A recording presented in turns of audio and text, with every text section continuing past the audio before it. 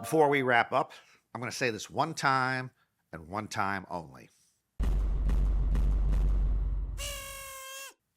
I will jump out of a plane without a parachute before I'll hail a cab that's a driverless car. Waymo schmamo. Now, granted, I have no idea how a jet gets off the ground and into the air, so I'm not going to trust an automobile that's navigating the road with sensors and data processing. Not to mention, there are gangs of teenagers in certain cities right now who get a kick out of attacking driverless cars.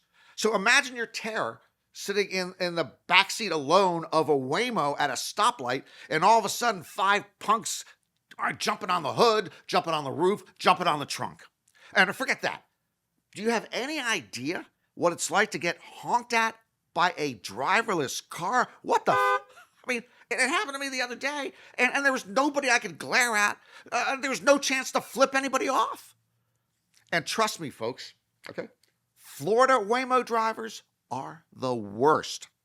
Anyway, I am done getting into those driverless thingamajigs, and I'm done battling them on the road.